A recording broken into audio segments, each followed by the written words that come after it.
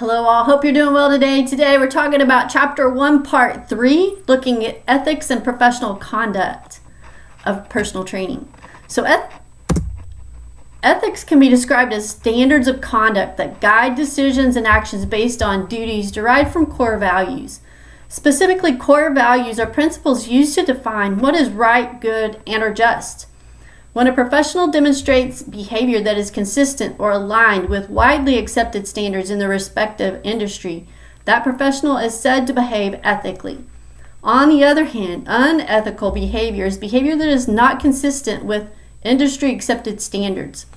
As a fitness professional, personal trainers have obligation to stay within the bounds of the defined scope of practice for a personal trainer, as well as to abide by all industry accepted standards of behavior at all times. Furthermore, individuals certified or registered through ACSM must be familiar with all aspects of ACSM's Code of Ethics for certified and registered professionals. This Code of Ethics is intended to aid all certified and registered American College of Sports Medicine credentialed professionals to establish and maintain a high level of ethical conduct, as defined by standards by which ACSMCPs may determine the appropriateness of their conduct. Any existing professional, licensure, or certification affiliations that ACSMCPs have with governmental, local, state, or national agencies or organizations will take precedence relative to any disciplinary measures that pertain to practice or professional conduct. This code applies to all ACSM-CPs regardless of ACSM membership status, to include members and non-members. Any cases of this code will be referred to as ACSM Committee on Certification and Registry Boards. ACSMCPs shall be dedicated to providing competent and legally permissible services within the scope of the knowledge and skills of their respective credential certification. These services shall be provided with integrity, competence, diligence, and compassion. ACSMCPs exercise information in a manner that is consistent with evidence-based science and medicine. ACSM-CPs respect the rights of clients, colleagues, and healthcare professionals and shall safeguard client confidences within the boundaries of the law. Information relating to ACSM-CP client relationship is confidential and may not be communicated without the prior written consent of the client or as required by law.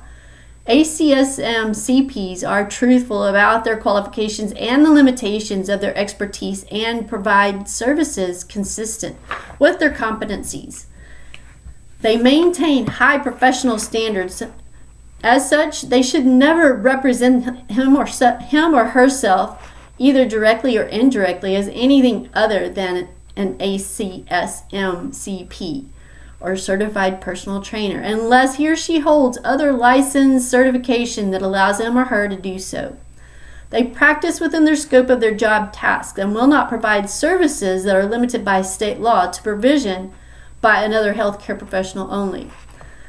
An ACSM-CP must remain in good standing relative to governmental requirements as a condition of continued credentialing. And they take credit, including authorship, only for work they have actually performed and give credit to the contributions of others as warranted. Consistent with the requirements of their certification or registration, certified personal trainers must complete approved additional educational course work aimed at maintaining and advancing their knowledge and skills.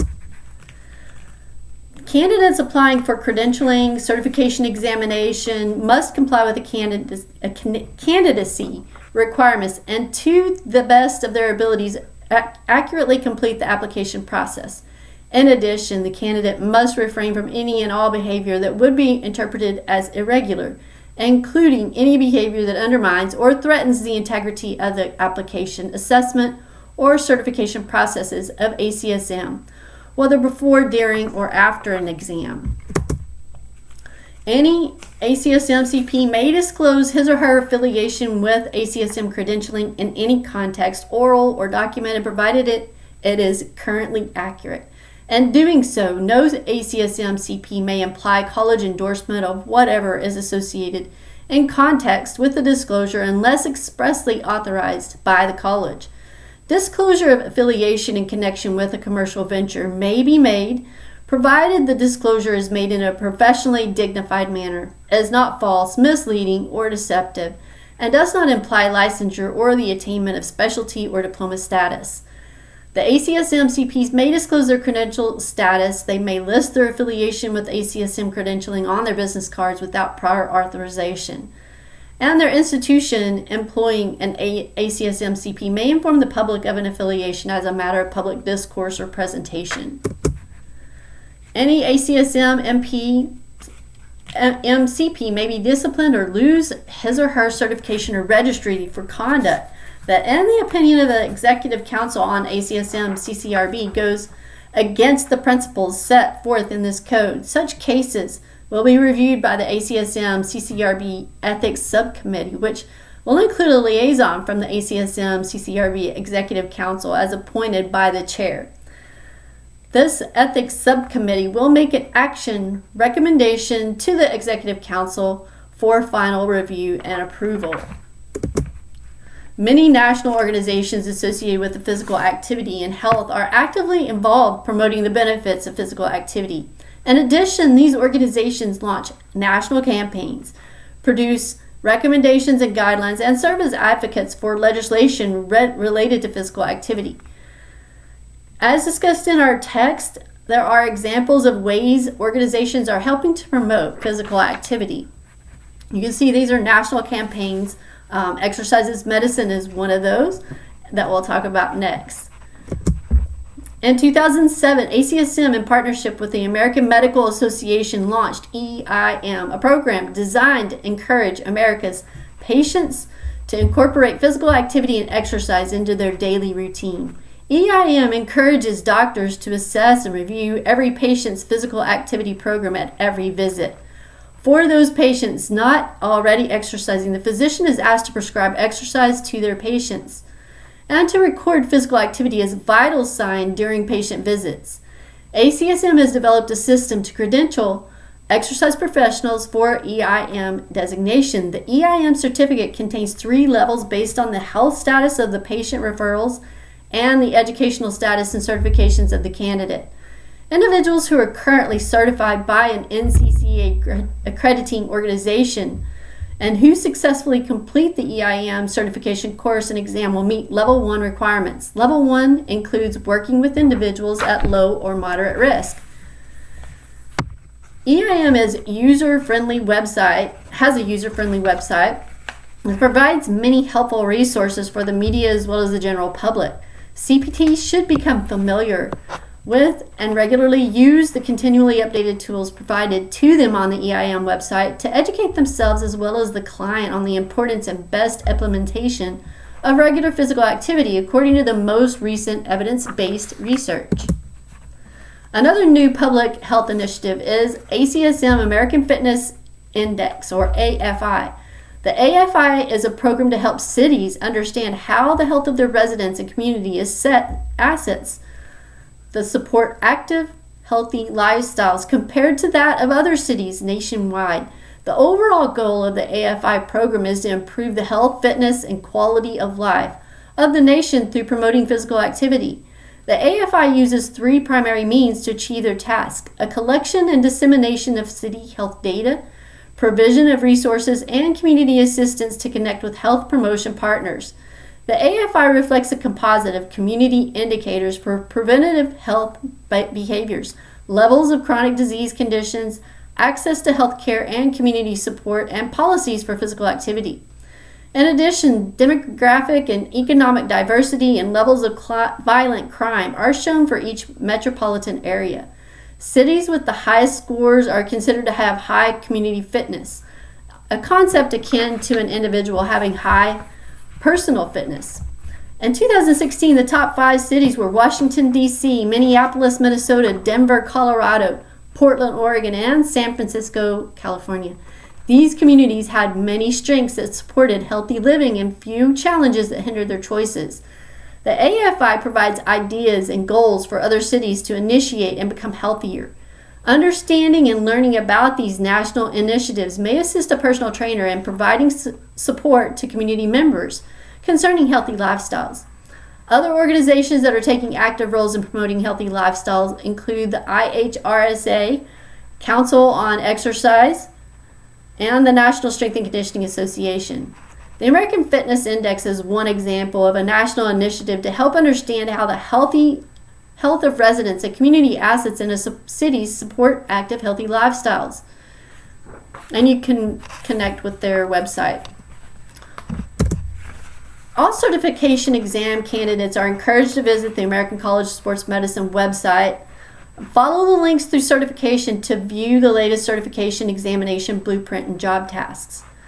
ACSM CPT certification domains contain several job tasks, each requiring knowledge and skills statements, KSAs. These job tasks represent the specific attributes necessary for success as a practitioner, practicing personal trainer. The general process for the ongoing revision and or addition to the job tasks follows industry accepted best practice models for ongoing quality assurance. And here you can see table 1.3 talks about the percentage of the domains that are associated with the ACSM certification test. So 26% of domain 1 is 26% of the test certification test itself is over domain 1, which is initial client consultation and assessment, whereas domain 2 is going to be over exercise programming and implementation, which is about 27% of the test, and domain 3 includes exercise leadership and client education, which is about 27%, and domain 4 is over the legal, professional, business, and marketing, about 20%. So in summarization, the rapidly expanding fitness industry offers personal trainers many potential work environments in which they gain experience and develop a career, including commercial, for-profit fitness centers, not-for-profit centers, university recreation centers, corporate fitness centers, medical fitness centers, and more. Although compensation varies greatly for trainers, they are overall very satisfied with their career choice and see opportunities for advancement and growth.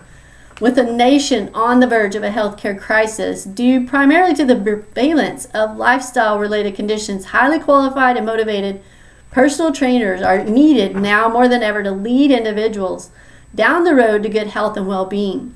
As the fitness industry grows and the demographics and characteristics of the population continue to change, this changing role will likely be an expansion of personal trainers' scope of practice so that personal trainers may soon be seen as allied healthcare professionals.